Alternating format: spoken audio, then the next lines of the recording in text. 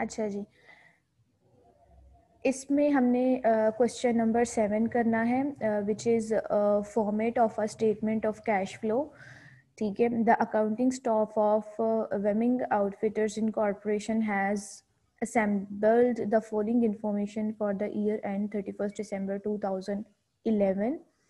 और ये इंफॉर्मेशन है हमारे पास, कैश एंड कैश इक्विवेलेंट्स हैं। जनवरी 1 को $35,800 का, cash and cash equivalents on December 31st 74,800। This is an opening balance and this is ending balance. After that cash paid to acquire plant asset which is 21,000 and proceeds from short term borrowing है 10,000, loan made to borrowers है 5,000। इसके बाद है collection on loan excluding interest is 4,000 and interest and dividend received is 27,000। Cash received from customers is 7,95,000 and proceeds from sale of plant asset is 9,000, dividend paid is 55,000 and cash paid to suppliers and employees is 6,35,000, interest paid is 19,000 and income tax paid is 31,000. These were the information that is given into the question, and using this information prepare a statement of cash flow including a proper heading of the for the financing statement and classify given information into the category of operating activity, investing activity and financing activity. Determine net cash flow from operating activity by the direct method. Place bracket around the dollar amount of all cash disbursement. In this paragraph you have clearly seen that कि mention है कि अगर कोई cash disbursement है, either this is outflow, you can put bracket around it. ठीक है, आपने उसमें प्लस माइनस का साइन नहीं लगाना है। इसने कहा हुआ है कि इस इंफॉर्मेशन को यूज़ करते हुए प्रॉपर हेडिंग बनाएं स्टेटमेंट ऑफ कैश फ्लो की, एंड कैटेगोरिकली आप जो है ऑपरेटिंग एक्टिविटी, इन्वेस्टिंग एक्टिविटी और फाइनेंसिंग एक्टिविटी को इस इंफॉर्मेशन के अंदर पुट कर दें। तो मैंने आपको जैसे पहले बताया था कि we have to clarify that कि इन्वेस्टिंग में क्या आता है, फाइनेंसिंग में क्या आता है और ऑपरेटिंग एक्टिविटीज़ में कौन कौन सी चीज़ें आती हैं। ठीक है, अगर हमें वो क्लियर है देन हम जस्ट डाटा को यहाँ से पुट करें, मतलब उठाएंगे और उस कैटेगरी में हम पुट कर देंगे। ठीक है, बस इसमें कोई ऐसी कैलकुलेशन हमें परफॉर्म करने की ज़रूरत नहीं होती है। हमने जस्ट ये देखना है कि what elements or what transactions were recorded into operating activity, into investing activity or into financing activity. We just put the we just take the amount and put into the category. तो first हम यहाँ पे warming outfitters इनकॉर्पोरेशंस लिखेंगे ऊपर, उसकी statement of cash flow बना रहे हैं फॉर द ईयर एंड 31 दिसंबर 2007। ये डेट उसकी स्टार्टिंग में क्वेश्चन की मेंशन थी। ठीक है, उस डेट को हमने जो है वो मेंशन कर देना है। तो दिस इज़ द फॉर्मेट। हमने यहाँ पे 2 कॉलम्स ड्रॉ कर लेने हैं। डेबिट क्रेडिट नहीं लिखना है, जस्ट ओनली रुपीज़ लिखने हैं। ठीक है, this is detail column, this is rupees column and this is also rupees. अगर हम डॉलर यूज़ कर रहे हैं तो यहाँ पे अमाउंट लिख लेंगे, डॉलर अमाउंट या डॉलर अमाउंट। ठीक है, तो हमने जस्ट ये 3 कॉलम ड्रॉ करने हैं और हमारा जो फॉर्मेट है वो रेडी हो जाता है।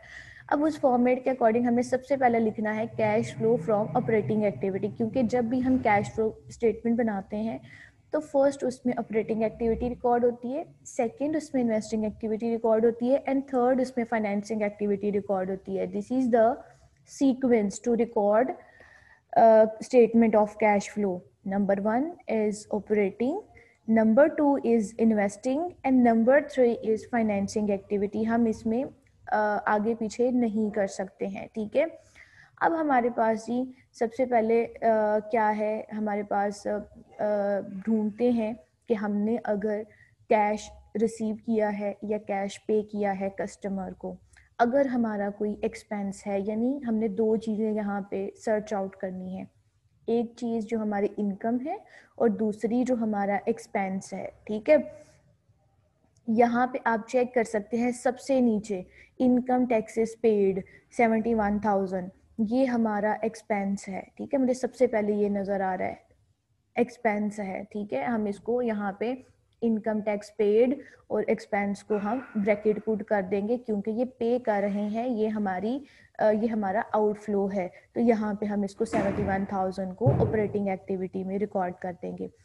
देन उसके बाद आपको ये नज़र आ रहा है इंटरेस्ट पेड। इंटरेस्ट भी आपका जो है वो एक्सपेंस होता है, तो ये 19,000 है। अगेन हम इंटरेस्ट पेड लिखेंगे 19,000 और ब्रैकेट अराउंड पुट कर देंगे।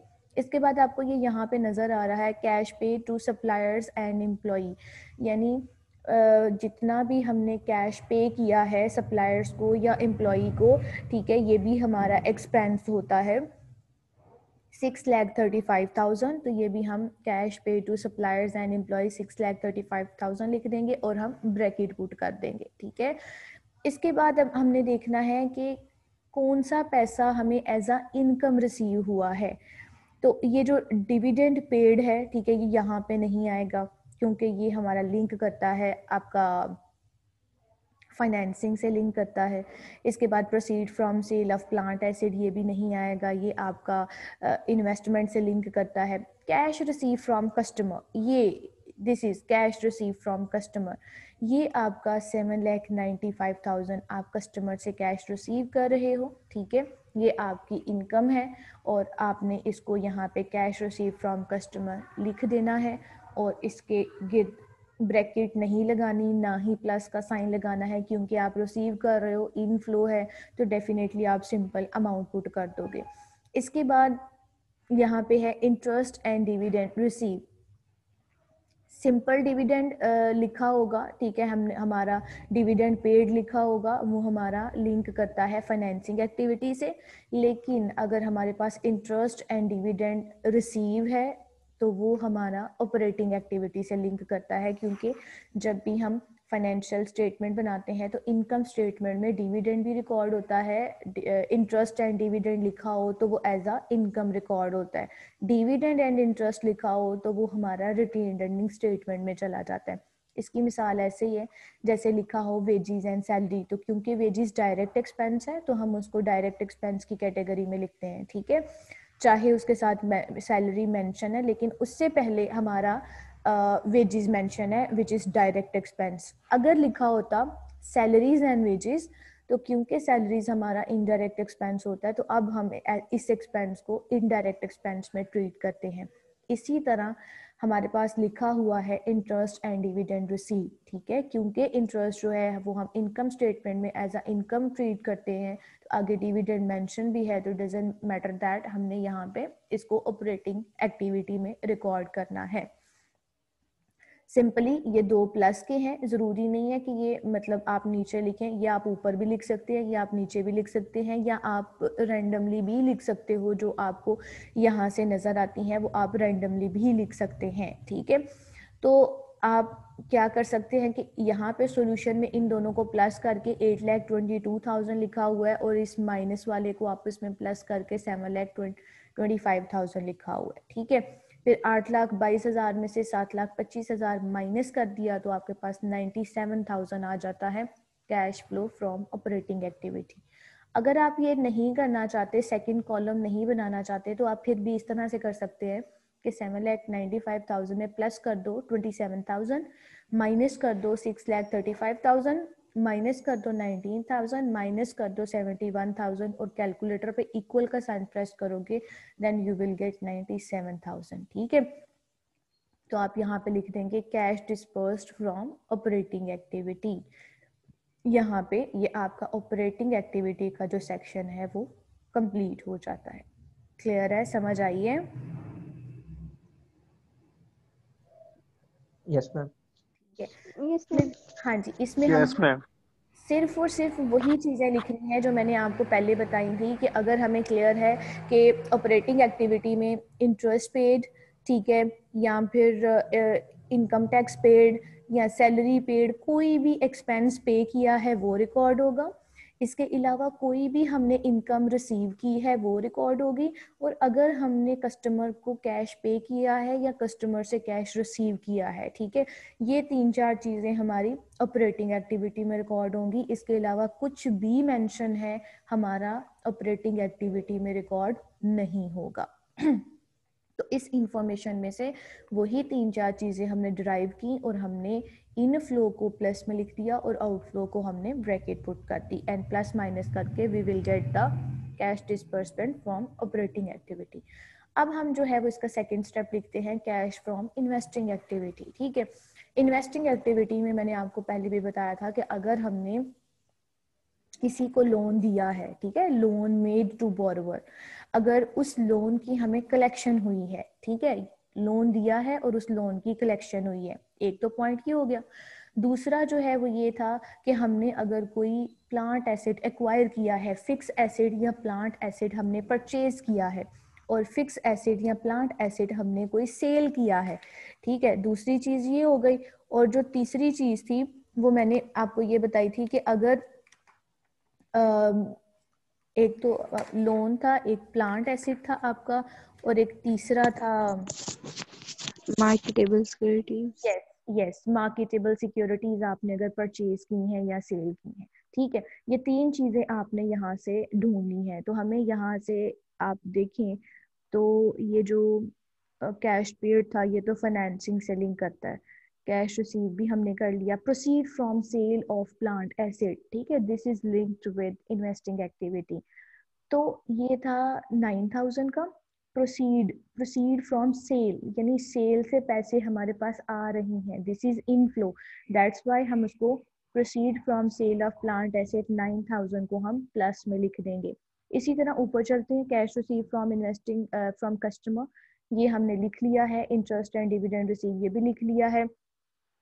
Collection on loan excluding interest, यानी इसमें इंटरेस्ट का पोर्शन शामिल नहीं है। ये जो लोन हमने दिया था उस लोन के बदले में हमें कलेक्शन हो रही है, this is inflow of $4,000।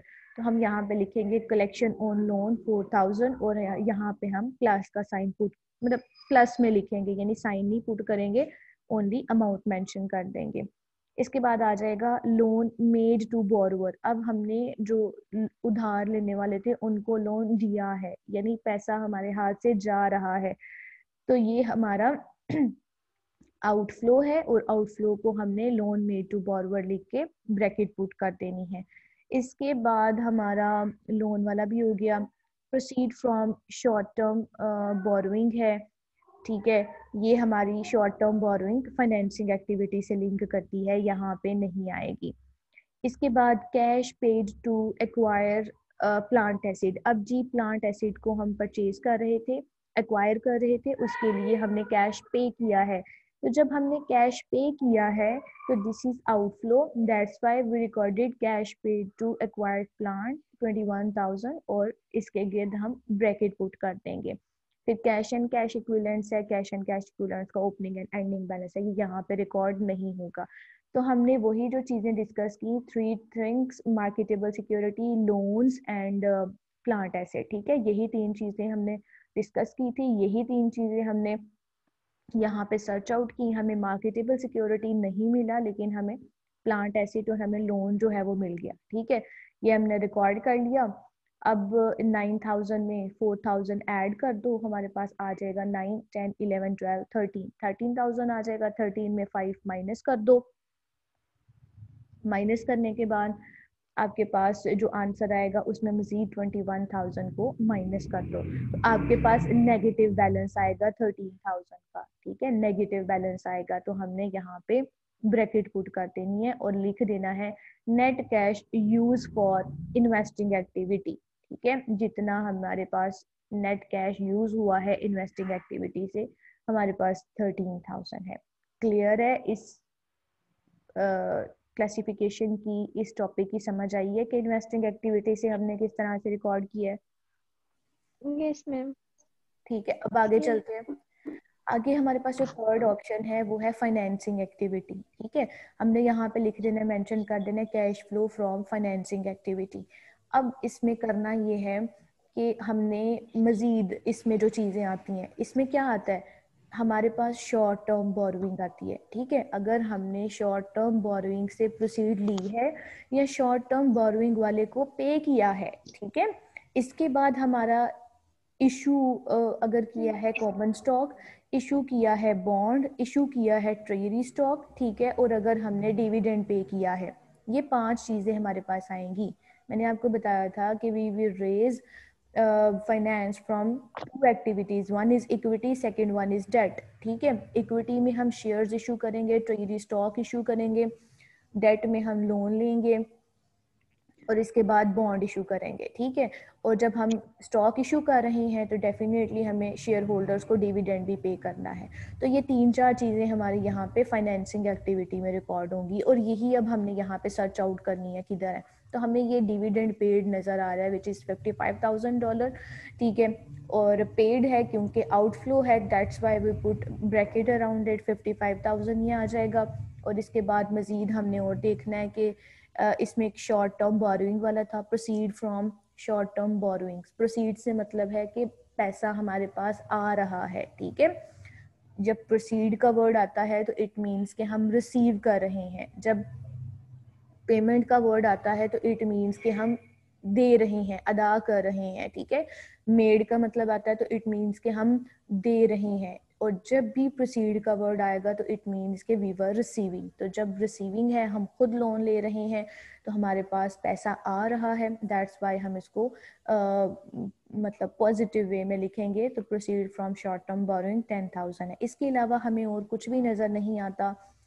Issuance of common stock, bond या ट्रेजरी स्टॉक, हमें कुछ भी नज़र नहीं आ रहा।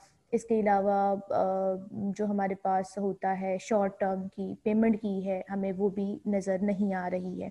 तो बस यही 2 चीज़ें हैं जो हम यहाँ पे मेंशन करेंगे। 10,000 में से 55,000 माइनस करेंगे। ठीक है, तो हमारे पास नेगेटिव में बैलेंस आएगा, माइनस में 45,000 आएगा। हम ब्रैकेट पुट कर देंगे और उसके बाद हम लिख देंगे net cash use for financing activity. ठीक है, अब हमने ये तीनों एक्टिविटी से कैश डिराइव कर लिया। अब 97,000 में माइनस कर दो 13,000। ठीक है, फिर 13,000 माइनस करने के बाद जो आएगा वो 45,000 उसमें से माइनस कर देंगे और हमारे पास बच जाएगा 39,000, और विच is net increase in cash and cash equivalents. जब भी आपके पास ये पॉजिटिव में साइन आता है तो हम इसको कहते हैं नेट इंक्रीज। ठीक है, कैश या कैश इक्विवेलेंट्स में इंक्रीज हुआ है। अगर हमारे पास ये ब्रैकेट में आंसर आता है, नेगेटिव में आंसर आता है, तो हम यहाँ पे net decrease in cash and cash equivalents को लिखेंगे। ठीक है, is that clear to you? Positive में आएगा तो दिस इज इंक्रीज, नेगेटिव में आएगा तो दिस इज डिक्रीज। एंड इसके बाद हमारे पास आ जाता है कि हमने देखना है कि इस नेट कैश फ्लो में ओपनिंग बैलेंस कितना है और एंडिंग बैलेंस कितना है। ठीक है, तो आप यहाँ पे बिगिनिंग बैलेंस चेक कर सकते हैं। कैश एंड कैश इक्विवेलेंट्स है जनवरी 1 को 35,800। ठीक हो गया, इसमें हमने ओपनिंग बैलेंस जो है वो ऐड कर देना है। ऐड कर देने के बाद हमारे पास जो एंडिंग बैलेंस है विच इज 34,800। ठीक है, ये हमारे पास आ गया। हमने इसको मैच कर लेना है कि क्वेश्चन के अंदर जो एंडिंग बैलेंस दिया गया है कैश एंड कैश इक्विवेलेंट्स का 74,800, क्या इसके साथ ये मैच है। अगर ये इसके साथ मैच हो जाता है योर क्वेश्चन इज ट्रू। अगर ये इसके साथ मैच नहीं होता है तो आपने यहाँ पे कुछ गड़बड़ की है, यहाँ पे कुछ आपका जो ट्रांजैक्शन है वो सही से रिकॉर्ड नहीं हुई है। ठीक है, समझ आइए इस क्वेश्चन की? मैम ये लास्ट पॉइंट की समझ नहीं आई। अच्छा, मैम लास्ट से रिपीट करवा। लास्ट में बता देती हूँ। हमने यस मैम। देखा कि हमारे पास वो तीनों एक्टिविटीज के पॉइंट्स आ गए 97,000, इसमें से हमने माइनस कर दिया 13,000 और 13,000 में से फिर माइनस कर दिया 45,000। ठीक है, हमारे पास आ जाता है $39,000। ये प्लस में आया है। प्लस में आने का मतलब ये है कि इतने से हमारा कैश इंक्रीज कर रहा है। ठीक है, कैश फ्लो स्टेटमेंट जो है हमें यही बताती है ना कि कैश कितना आ रहा है और कितना कैश जा रहा है। तो अगर प्लस में आंसर आता है तो इट मीन्स कि कैश आ रहा है, हमारा कैश का बैलेंस इंक्रीज हो रहा है। That's why we write over here net increase in cash and cash equivalents. Fine, अब हमने इसमें देखना होता है कि क्वेश्चन के अंदर कैश एंड कैश इक्विवेलेंट्स का कोई ओपनिंग कोई एंडिंग बैलेंस गिवन है। ठीक है, तो हमारे पास देखा हमने क्वेश्चन में तो यस दीज वर गिवन। ठीक है, हमने सिर्फ और सिर्फ ओपनिंग बैलेंस को लेना है। ओपनिंग जनवरी 1 को 35,000 800, इस बैलेंस को हमने लिया और इन दोनों को ऐड कर दिया। ऐड करने के बाद हमारे पास ड्यूरिंग द ईयर 39,000 का बैलेंस इंक्रीज हुआ। ओपनिंग बैलेंस हमारे पास 35,800 का था। दोनों को जमा किया तो एट द एंड हमारे पास 74,800 का बैलेंस बच जाता है। तो हम यहाँ पे लिख देंगे cash and cash equivalents at the end of the year 74,800। अब हमने ये चेक करना है क्या क्वेश्चन के अंदर हमारे पास कैश एंड कैश इक्विवेलेंट्स का एंडिंग बैलेंस गिवन है। तो इस क्वेश्चन में गिवन है, ठीक है, विच इज 74,800। तो अब हमने मैच करना है क्या ये जो एंडिंग बैलेंस है और जो हमने एंडिंग बैलेंस डिराइव किया है क्या ये दोनों मैच करते हैं। अगर ये दोनों मैच करते हैं तो हमारा आंसर या क्वेश्चन जो है वो सही है, हमने सही से इसको सोल्यूशन किया है। अगर ये क्वेश्चन के अंदर जो एंडिंग बैलेंस मेंशन है और जो हमने ड्राइव किया है एंडिंग बैलेंस वो मैच नहीं करता है, तो इट मीन्स के कुछ ट्रांजैक्शन ऐसी हैं जो हमसे गलत रिकॉर्ड हो चुकी हैं, ठीक है।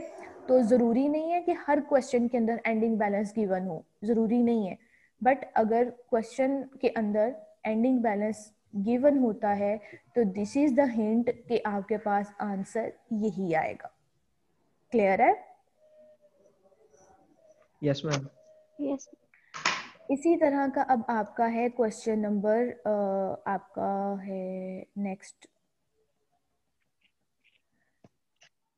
क्वेश्चन नंबर 10 है एक्सरसाइज, ठीक है। इसको हम कर लेते हैं। दिस इज इनडायरेक्ट मेथड, क्योंकि हमने जो पहले कैश फ्लो का वो किया है वो डायरेक्ट मेथड है, अब हमने इनडायरेक्ट मेथड से करना है। तो ये काफी आगे चला गया।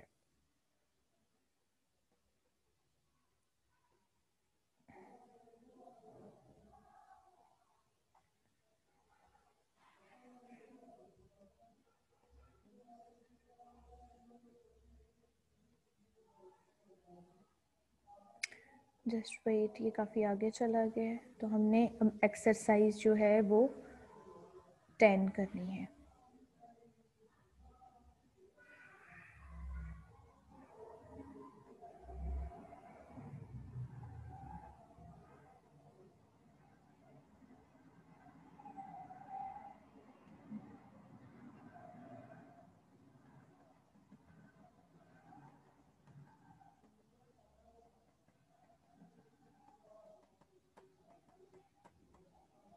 Yes, so this is exercise 13.10 जिसमें हमने computation of net cash flow from operating activity is indirect method. जब भी आपके पास डेटा मेंशन होता है increase in inventory, decrease in inventory, increase in accounts payable, decrease in accounts payable, ठीक है, या ओपनिंग बैलेंस मेंशन है, अकाउंट्स रिसीवेबल का एंडिंग बैलेंस मेंशन है, इन्वेंट्री का ओपनिंग एंडिंग बैलेंस मेंशन है, तो और आपके पास डेप्रिसिएशन मेंशन है, तो आप ये माइंड में फीड कर लें कि आपने ऑपरेटिंग एक्टिविटी को इनडायरेक्ट मेथड से आपने प्रिपेयर करना है, ठीक है। इनडायरेक्ट वैसे लिखा भी होगा कि इस क्वेश्चन को इनडायरेक्ट मेथड से प्रिपेयर करें, ठीक है। अगर मेंशन नहीं भी होता है तो हम क्वेश्चन को पढ़ के अंदाज़ा लगा सकते हैं कि आइदर ये डायरेक्ट मेथड से सॉल्व होगा या इनडायरेक्ट मेथड से सॉल्व होगा। तो let's have a look of question number 10. The following data are taken from the income statement and the balance sheet of the Kainos Machinery Incorporation, and we have income statement as well balance sheet, ठीक है। We have ending balance and as well as opening balance of the transaction. Net income है हमारे पास $3,85,000 की। Depreciation expense है हमारे पास 1,25,000 का, और amortisation for intangible assets है हमारे पास 40,000 की, और gain on sale of plant asset है 90,000 का, loss on sale of investment है 35,000 की, ठीक है। ये हमारे पास इनकम स्टेटमेंट का बैलेंस मेंशन है। अब हम बात करते हैं बैलेंस शीट के लिए। बैलेंस शीट में है हमारे पास अकाउंट रिसीवेबल एंडिंग बैलेंस है, ओपनिंग बैलेंस है। एंडिंग बैलेंस है 3,35,000 और ओपनिंग बैलेंस है 3,80,000। इन्वेंट्री है 5,03,000 हमारे पास एंडिंग बैलेंस है, 5,75,000 ओपनिंग बैलेंस है। प्रीपेड एक्सपेंस है 22,000, ending balance 10,000, opening balance accounts payable है टू मर्चेंडाइज सप्लायर्स है 3,79,000, एंडिंग है 4,10,000, ओपनिंग है। अक्रूड एक्सपेंस पेबल है 1,80,000 ending and 1,50,000 opening. First you have to clearly see that कि what is the opening and ending balance. यहाँ पे 31 दिसंबर 2010 भी हो सकता था, ठीक है। अब अगर ये 31 दिसंबर 2010 होता तो ये आपके पास ओपनिंग बैलेंस होता और अगला जो है वो आपके पास एंडिंग बैलेंस होता, ठीक है। अगर इधर होता 31 दिसंबर 2010 और इधर होता 31 दिसंबर 2011, तो ये जो 10 वाला बैलेंस था एंडिंग बैलेंस अगले साल के लिए ओपनिंग बनता है, तो ये आपका ओपनिंग होता और ये एंडिंग होता। क्योंकि उसने क्लियरली डेट्स मेंशन की हैं जनवरी 1 2011 एंड 31 दिसंबर 2011, तो हमें ये क्लियरली मेंशन हो गया है कि this column is opening balance and this column is ending balance. अब हम आगे देखते हैं कि हमसे क्या पूछ रहा है। Using this information, prepare a partial statement of cash flow for the year ended 31st December 2011, showing the computation of net cash flows from operating activity by indirect method. In this statement, you have clearly seen that he was asking about us for preparation of cash flow statement from operating activity by indirect method, ठीक है। clearly mention है कि आपने indirect method से इसको solve करना है।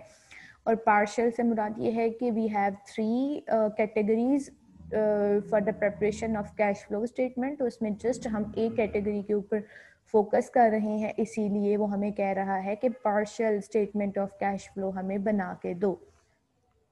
इसके लिए मैंने आपको एक ट्रिक बताई थी, वो ये थी कि हमारे पास जितना भी नेट इनकम होता है उसके अंदर हमने जो नॉन कैश एक्सपेंस है, ठीक है, हमने ऐड कर देना है। Non cash expense which is depreciation add हो जाएगा। और इसके बाद मैंने आपको बताया था कि अगर हमने कुछ पेमेंट कर दी है, ठीक है, पे कर दिया है, तो माइनस अगर फ्यूचर में पे करेंगे तो ऐड। अगर हमने रिसीव कर लिया है तो ऐड है, अगर फ्यूचर में रिसीव करेंगे तो माइनस कर देना है। तो ये इसका एक बेसिक कॉन्सेप्ट है जिसको हमने अब इस पे अप्लाई करना है। तो फर्स्ट ऑफ ऑल हमने यहाँ पे लिखना है कैनर मशीनरी इनकॉर्पोरेशन, जिसकी partial statement of cash flow हम बना रहे हैं for the year and 31 December 2009।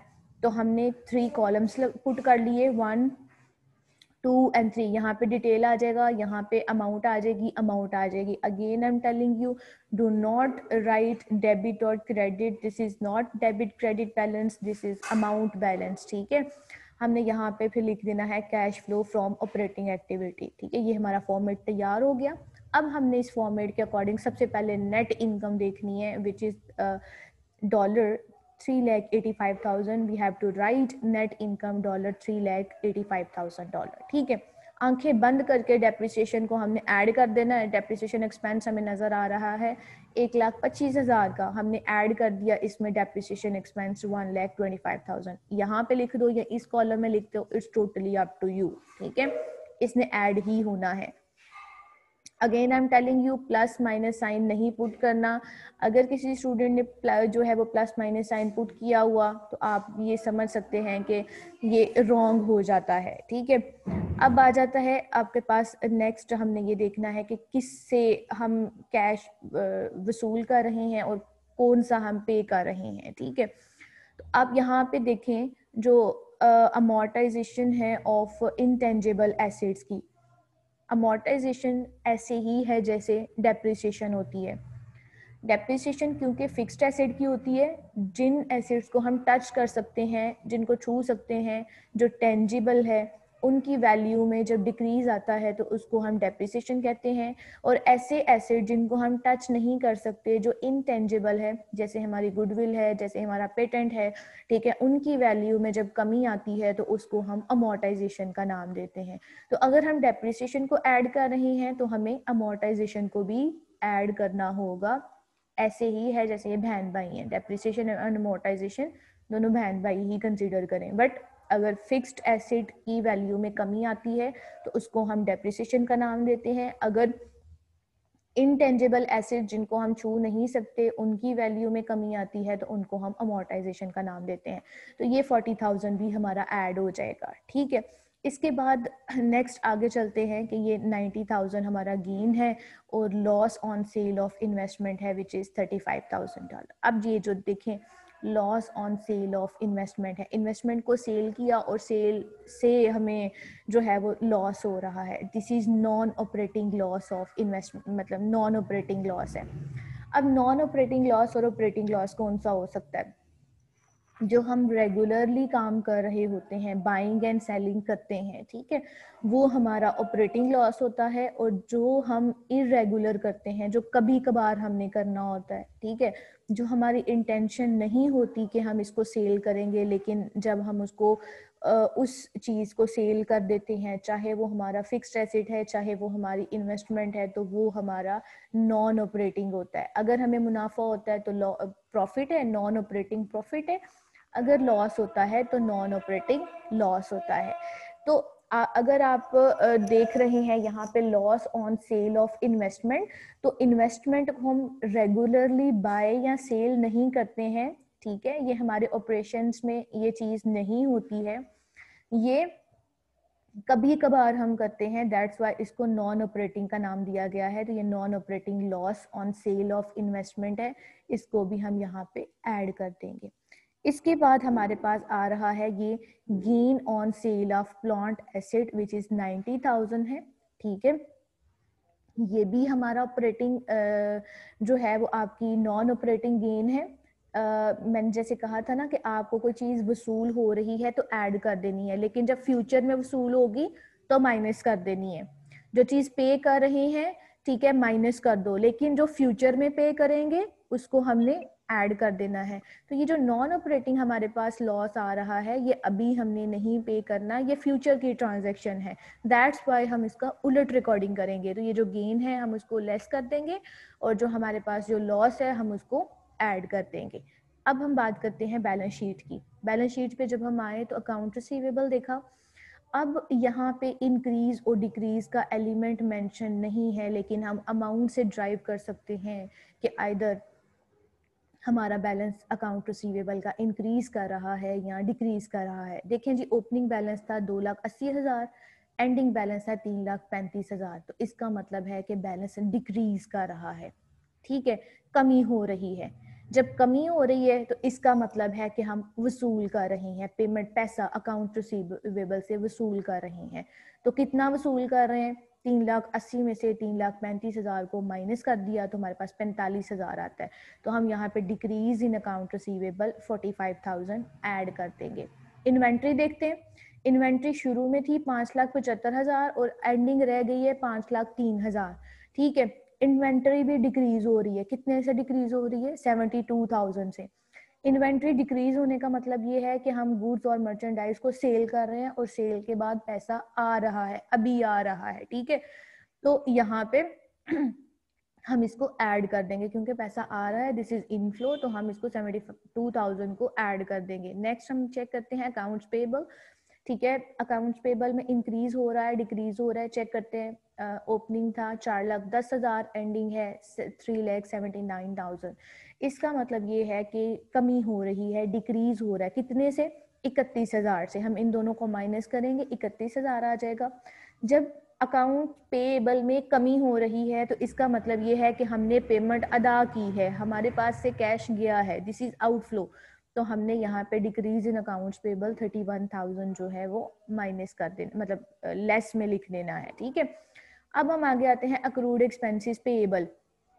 Accrued expenses were those expenses which were payable and जो जिनको हम उर्दू में वाजिबुल अदा कहते हैं, जो हमारी लाइबिलिटी है और हमने फ्यूचर में इनकी पेमेंट करनी होती है। तो हम ये देखते हैं कि इसमें भी इंक्रीमेंट आ रहा है या डिक्रीज आ रहा है।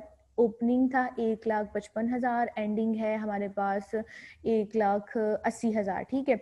इसका मतलब है कि ये अब इंक्रीज कर रहा है बैलेंस, कितने से इंक्रीज कर रहा है? 25,000 से, ठीक है। अब ये हमने पे नहीं किया, फ्यूचर में पे करेंगे, जिसकी पेमेंट कर रहे हैं माइनस हो रहा है, जो फ्यूचर में पे करेंगे वो जमा हो जाएगा। तो हमने यहाँ पे accrued expenses payable increase balance 25,000 से ऐड कर दिया। तो ये जितनी भी ट्रांजैक्शन थी हमने इसको रिकॉर्ड कर लिया। अब ये जो ऐड वाली थी, ऐड वालों को ऐड करके 3,42,000 आ गया। 3,85,000 में हमने ऐड कर देना है 3,42,000, तो हमारे पास 7,27,000 आ जाएगा सब टोटल।